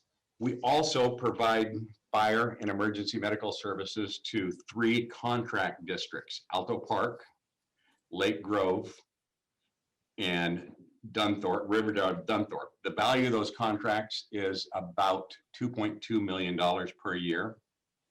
When I look at Lake Grove, we responded there about 271 times. In Alto Park, we responded there only 4 times. It's just a very few streets up above the high school. And in Riverdale, Dunthorpe, we responded to 115 emergency calls there.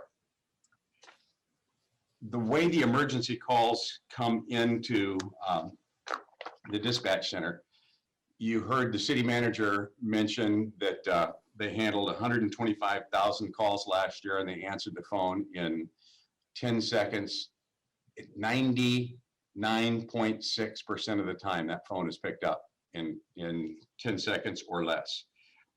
That's the start of any emergency.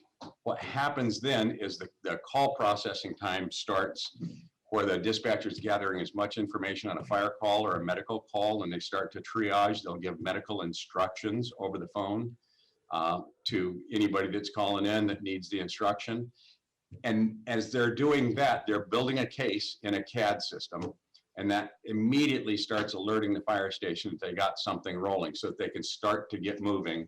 And then the call comes, it's all automated now. It's all like a Siri voice over the radio, and it dispatches the appropriate fire engine. It picks the appropriate fire engine. There's automatic vehicle locators on each and every engine and on each and every apparatus that we have, whether it's a battalion chief's Chevy Suburban or if it's one of the big rigs.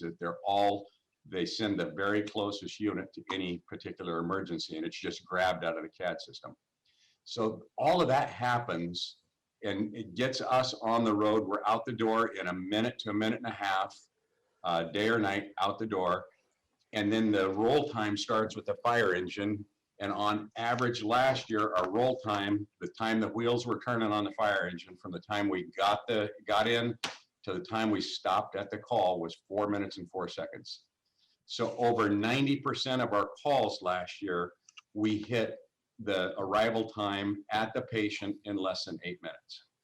And I think that's pretty admirable. We've got the beauty of this system here is the stations are really well located that allows us to reach that, because the terrain slows the traffic down, the single lane road slows the traffic down. So that 8 minute fractal time, I think, is pretty admirable. I mentioned the medic at Fire Station 210 in Westlake. That's the ambulance that rolls.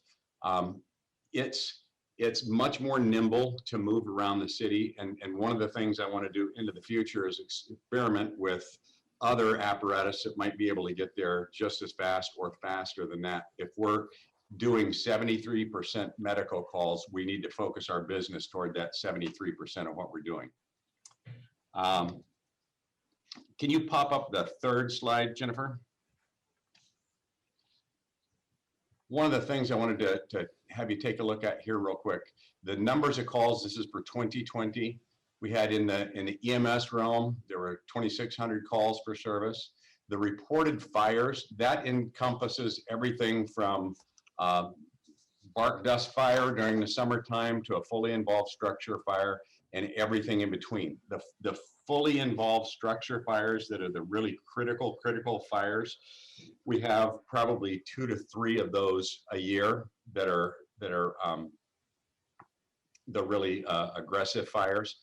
The others range from car fires to tree fires, to fireworks fires, all kinds of things. So 111 there. The other pieces that we're working toward in the gold column here, the false alarms at buildings, we're working now to try to reduce the demand for those kind of calls. What we found is over a period of about 4 years, we averaged 350 of those a year. And out of the 4 years that we looked at, not one of them resulted in any smoke, fire, or flame. So what we did was started working with the alarm companies. So instead of them calling us directly when they get the alarm, they call the responsible party that owns the building or manages the building and asks, do you really have an emergency there? And typically we get the answer, no. I expect that number to come down to by 25 or 35% this year. The next bump up from that, the light blue that says medical alert alarms, we changed our response protocol this year on that as well. We did a pilot with the public health out of Clackamas County. And the pilot showed we run about 150 of those a year. Those are the alarms that might hang around someone's neck and they set them off when they need help. And what we found out of those 150 calls is there were 7 out of 150 on average that result in transport, and not one of those 7 were critical transports. So we worked with our medical advisor, and instead of taking resources out of the system, it's kind of backwards, but we said we're closer typically. And if we've only got 8 ambulances in Clackamas County, let's not send an ambulance. Let's just let the fire department go and take care of it. So on that one, we said we'll take it over instead of sending 2 resources, an ambulance and a fire engine to that. So one of the things that I think is really critical for us to do is to work on the demand management. One of the other pieces is this last year, Jennifer, you can pull that down. This last year, our boat was deployed 53 times on the water, on the tributaries, and they ranged everything from a boater in distress to drownings to body recoveries. So 53 times, and it typically starts up about this time of year and rolls all the way through October. So it's a pretty well-used resource. We're one of just a few teams in the Portland metro area that can respond. So it's not uncommon for us to be on the Clackamas River. It's not uncommon for us to be on the Willamette River down toward Foothills. So that's your boat team. Some of the challenges that I think that we're going to run into over the next few years, with part of the reason for thinking toward a 21st century fire department, is that the business has changed drastically. And I look at it, when I came into it, we didn't go on calls to pick someone up and put them back in bed. You didn't do that. That wasn't part of the service that was provided. But what happened over time is fire filled a void and started responding to the emergency medical calls. When I started, it was many more fires than there are today, less medical calls than there were today, but now we're the go-to agency for those. It's the service that people want most out of their fire department. And it is either by default or by design. I haven't figured that out for sure.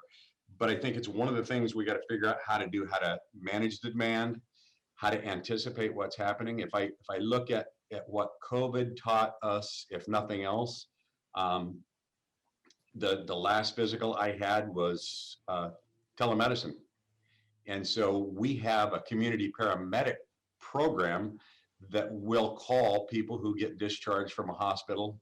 And within if they enter the hospital within 3 weeks, there's a piece in the Oregon legislature that allows the hospital to be fined. So the hospitals are interested in trying to keep down the readmittance. We're interested in taking care of the community.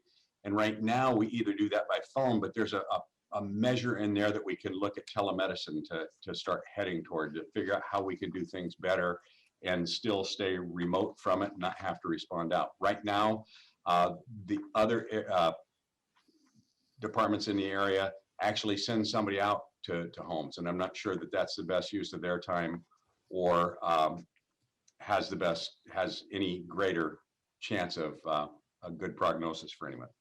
So we want to look at things like that. I want to take a look and make sure. One of the things that's changed since I came into the business, when we used to talk about forest fires, they were always someplace else. It was a forest fire. You didn't call it a wildland fire. Now we live in what's called a wildland interface area. Everything here has the beauty it has because of the canopy, but that canopy gets dry, and we saw what happened last year. So one of the prime things I want to do is make sure we're ready to respond to fires in our own backyard. So to that end, over this last year, we've trained the entire department on wildland response. We've got people that have attained certifications to where they can go out and manage teams of 5 engines with 25 people to attack wildfires. Over the last year, we deployed 23 people to 6 fires throughout the state of Oregon, where we had never done that before. And so it's a service that I think that we need to be really sharp on, and that we need to be watching. Some of the other things we need to do is work on the prevention measures within our own city. We've done some pilot programs that are pretty innovative. We've gone out and worked with some of the care homes. We've got 2 of them that have committed to try to lift their own patients rather than calling us, and that way we can be available for other responses. One of the things we did this last year, or over the last 18 months, we started looking at the calls for service into other jurisdictions, because the agreement between all the jurisdictions is you always send the closest fire engine. And what we found is that we were going into Tualatin Valley's district 716 times a year. And so we started looking at the data, let the data help us make the decision, and found that it was happening on Mondays and Fridays. And the reason it was happening on Mondays and Fridays is because they weren't staffing their stations that were close to the border when they were doing training. So it was dragging us over to them. So we started working with them. We dropped that by 60%. So we hit 270 calls, and I took a look at the calls over the past couple of months, and they're good calls. They're calls that we should be going on. So we're starting to right size that. But that tells me that what we need to do is really look at the data, whether it's on the medical alert calls, whether it's on the response to fire alarm calls, or it's on those type of things, the anomalies. We need to look at it and say, what are we really doing here? And try to use the data to help drive our decisions. City manager mentioned that we were out doing COVID testing. We were the only agency in all of Clackamas County that raised their hand and said, yep, we'll get out there and test. And so we partnered with OHA, and we partnered with our own public health to get our people out to do the testing, where the other fire departments looked at it as a bigger risk than I did or than our labor organization did. And so we wanted to make sure we're right at the forefront of that. It was one of the times that we could really use our paramedic skills, and now we've parlayed that into community testing here. So there are clinics that follow the state guidelines that we're running here on a daily basis, and we're out in the community, and I expect us to be much more active in terms of the numbers of tests we've done, our vaccines. We've done, we're in the thousands now, but I expect it to really start rolling over the next month or two. And I think that's what we've got to do, is try to be as nimble as we can. I tell the firefighters here, I'm not going to make them a better paramedic. They're already there. Their skills are top end. I'm not going to make them a better firefighter. And I can say with certainty, they're much better as firefighters than I was when I was a kid growing up. These folks are passionate about what they do. They're committed to it, and they really know their craft. But what I can help them do is to focus the leadership of the department to be looking out over the horizon to try to figure out where we need to position ourselves as a department over the coming years to make sure we're providing the right services that the community wants and the community needs. And with that, I think I'm finished, and I'd be happy to answer any questions. Thank you, Chief. That was really great. Good to hear all the things. I just to give the new people some background. In 2019, I think Chief Johnson was what, 1-2 months into the job? I forget. It was kind of new, yes. And we were peppering him with all these questions, and he's going, can I get back to you on that? So we postponed it to get a report on the fire, for all the fire situation. And we were going to do it, of course, in 2020 at our budget meetings and stuff in March, which never happened because of COVID. So here he is. So thank you for coming. Questions, comments? Yes, Teresa. Chief Johnson, is there anything on your wish list that would be, you would consider an investment in the department's capabilities or technologies that we should start thinking about? Let me get back to you on that. And what I look at, we have better technology than I had in the middle of Silicon Valley for 30 years. I'm telling you, the technology is really good here. We're really lean on our goods and services, so it's tough. And I'm going to hide Martha's picture here so I don't see it. It's tough to maintain the fire stations. It's tough to maintain the fire apparatus on a lean budget, if that makes any sense to you. But one of the pieces that I found, I do a round robin with all of the firefighters and all the employees here once a year. And I just finished the second one that I did. The first one was a wish list, and we knocked that wish list down to nothing. And this year, everything seemed to be pointing toward leadership and innovation. And that's kind of where we're headed. Okay, others. But I'll take it as an IOU. Yeah. Al. Chief Johnson, I know we had some interesting conversations in the last budget cycle, but I really wanted to thank you for your presentation to us tonight and for the dedication and service of your whole team. I know many on this call know a lot more about this than I do, but Obviously, there have been a lot of serious challenges, and it's because of dedicated public servants like you and your people that we get through those things. So I want to thank you. Thanks. Thank you, Al. Others? Okay, Chief, thank you. Shannon. Oh, Yeah, a little Shannon. hand, the little yellow hand means I want to speak. Didn't see that. Okay. I wanted to Yeah. voice the same as Al. I'm very appreciative for all that the department does, and it was a great presentation. I learned a lot. Thank you. Good. John, Councilor Wendland.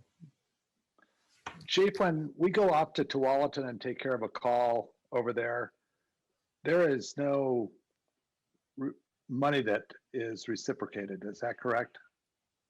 Correct. I mean, it's okay, but I think it's interesting in the contract work that we do with other cities.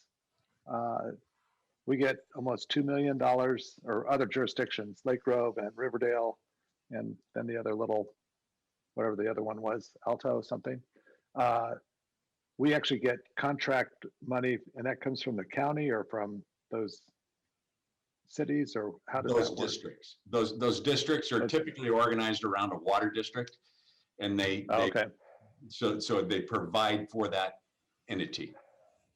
Okay, and so we're getting almost over $2 million in contract work.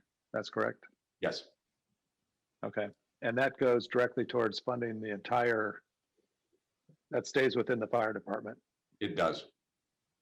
Okay, so I think that's a big plus because we're leveraging our assets, and overhead is distributed in a better way. So that's nice to have those contracts.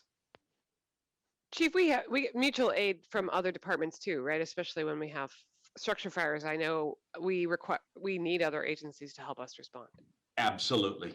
Absolutely. We get mutual aid from Portland. We get it from Clackamas a little less, but from Tualatin Valley, they're on our list. So it'll grab, the system will grab whichever rig is closest and put the resource where it needs to be, whether it's across the border or not. Steve Dodds.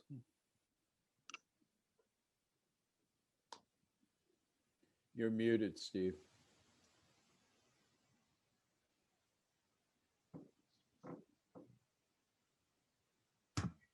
Sorry, just two quick questions. You have 12 calls a day for the 5 stations total. Is that right? 4 stations, average is about 12, but it'll run. The lowest I've seen it is 8, and the highest I've seen it's 110. Yeah, that's fine. Second question, and what is it's a couple $100,000 per FTE in the fire department? It depends on which way you take a look at it. The police and fire base wage are very close.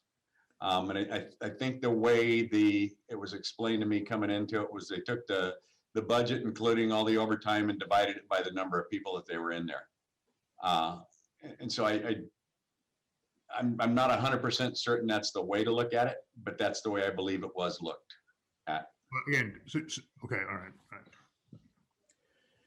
Chief Johnson, I had a question. Of the 73% you have calls that are on EMS, do you have a feel for what might be the care homes out of that 73%? Because you mentioned that they are afraid to move their patients back into their bed and similar things like that. I would bet you it's probably at 23 to 26%, somewhere in that range is the care homes. So 1/3 of your EMS calls, or 26% of the total calls. Probably, Yeah, I'd say, okay, so 1/4 if you want. Yeah. All right. Okay. Thank you, dude. And you've been able to work with some of these so they can do their own things a little bit, or are they afraid because of legal situation, or what's their issues there?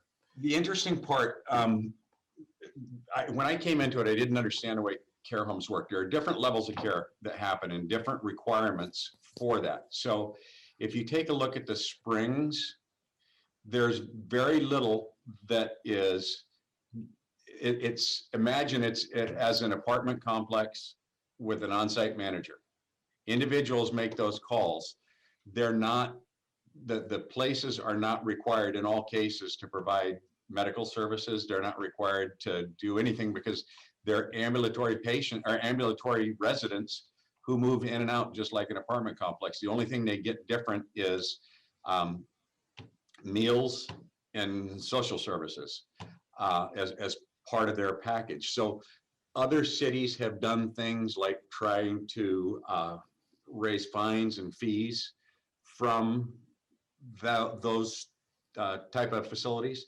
What we did, and it came about through a connection with Mayor Studebaker, we have actually partnered with them and gotten to a partnership relationship to where now, before the legislature this year is based on some of our pilot programs and some other ones that have run, they're working with the Oregon Health Authority to earmark hundreds of thousands of dollars for pilot studies to try to reduce the impact that those facilities are having on fire departments.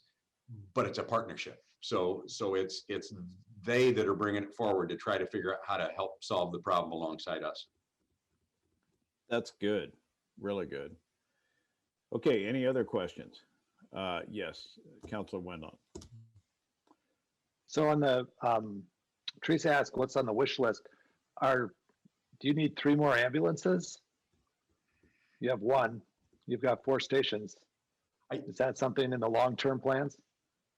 In the long-term plans, what I really want to do is explore transport for this agency somehow to right now, we go to the calls and we provide medical care for patients, and they're taken to the hospital potentially by the contract ambulance company for the county.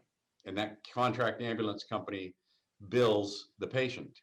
And so there's money there that is that we've provided services for, and someone else is collecting the monies.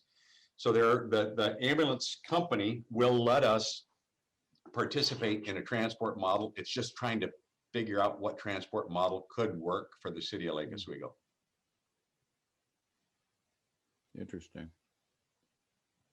Further questions? Do I see any hands up? I don't.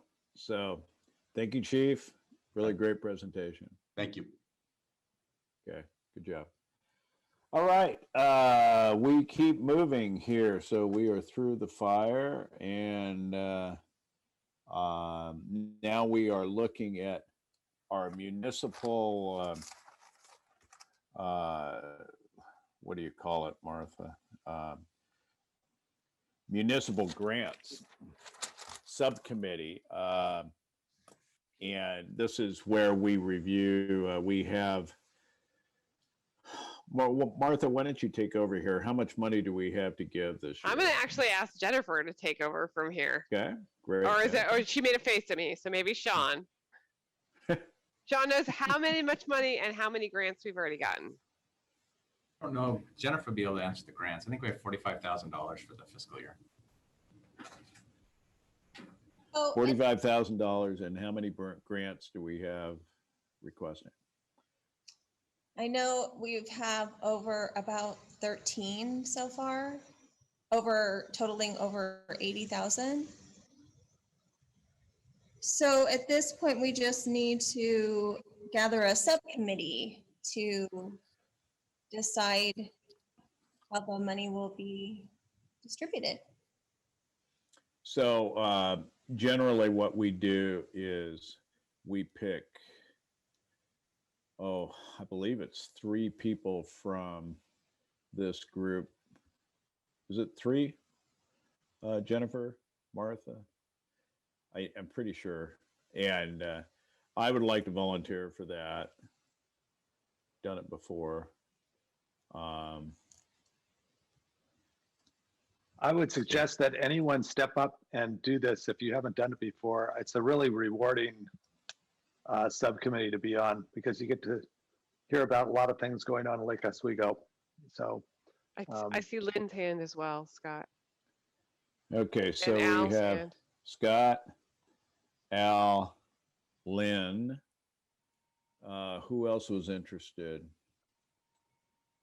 Gary. Gary. Anyone else? Well, that's 4 people. Why don't we just take all 4? Are we okay with that? I think you had 4 last year. Yeah, did we? Okay, it seemed like about that. All right, so on that committee then, we have Scott, Al Calabria, Lynn, Carson, and Gary. So, and who is Move to heading it. that up? Is that you, Jennifer? And actually, Anthony Hooper is going to be helping us this year with that process. Is that correct, Anthony? That's right. I'll be your liaison for staff, and I'll be at the subcommittee as well. And we'll help you with whatever you need, and including getting that meeting set up. So I'll coordinate with you. All right, so. can we make a motion to accept the chair as the slate as for the subcommittee? Yes, Councilor Wendland, should we count that as a motion? Yes. Second. Okay. Second? Oh, whoever else seconded. And we have a second from Councilor Mans, I think. All those in favor? Can we do this by voice vote or no? Jennifer? Or do we have to call roll call? Can they just hold their thumbs up or I think that you can so. count them that yeah, way? this is not a critical vote, so, all right. Yeah, we have all, okay, we have a lot of thumbs up. Do we have any thumbs down? No thumbs down. Okay, it's unanimous. All right, so Anthony, you will contact the 4 of us and we will set a date and ballpark. When might that be? Do you think next week or 2? Well, I would like your feedback on when you want to do it. We can be flexible. So. Right, and typically we've done it at City Hall, but this year is a weird year, of course. So would we do it on Zoom or how would we do that? Yeah, I think at this point, if we did it within the next 3 weeks, I think we need to do it in Zoom. I know on May 4th, we're going to public, going to meetings for the city council meetings. So if we waited till then, but that's too late. So I think we need to do it virtually. Okay, we'll figure on doing it Zoom then. I'm sick of Zoom, but that's the way it goes. All right. So you'll contact us and we'll go through some dates and figure it out. Right. All right. And please put it on your calendar if it's not already there. April 28th, 6 p.m. A little different time than tonight. The meeting after that, if needed, 2 years ago, we did not need that meeting, but you never know. It depends on how much we get into. The meeting after that is 5/13, May 13th at 5:30 p.m. Currently all scheduled for Zoom, but wouldn't it be nice to meet in person, but we don't know. We might be able to have the last of those meetings in person. The council isn't meeting until May 4th is their first in-person meeting. So we won't be doing any in-person meetings before that, but it's possible that May 13th meeting, if we can set up the room appropriately. Right. Scott, Okay, so when's the April meeting? What day? April 28th. Anthony, I forget what day it is. Is it a Thursday or what? I can't remember. It's a Wednesday for that one. Wednesday. And it'll be at 6 o'clock this time instead of 5:30. Okay. All right, so I don't have anything further on the agenda unless someone else has something for the good of the order. Lynn?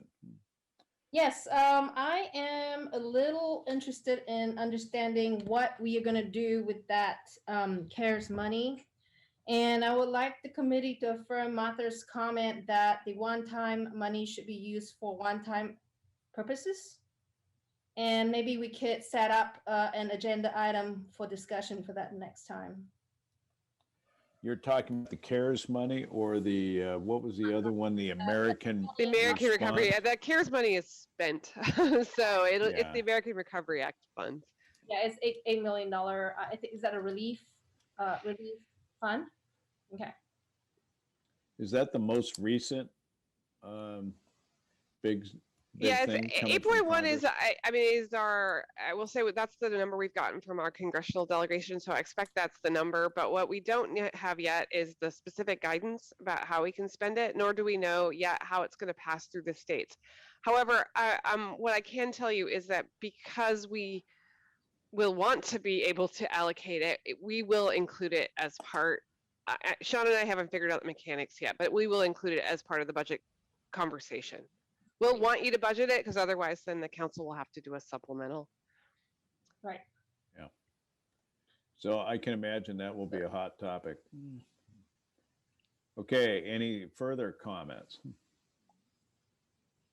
Yes, Councilor Mans. Thank you for stepping up once again, Chair Havens, and thank you, Vice Chair Lynn, for Yes. stepping in. Appreciate it. Thank you very much. It's great to work with all of you and to get to know you better, hopefully soon. So if that is all we have, I will adjourn the meeting. It is now 7:57 and we got you home before 8 o'clock, which is pretty good. I guess you are home. So, all right, everyone, we'll see you on April 28th. Thank you. Thank you. Bye, everybody.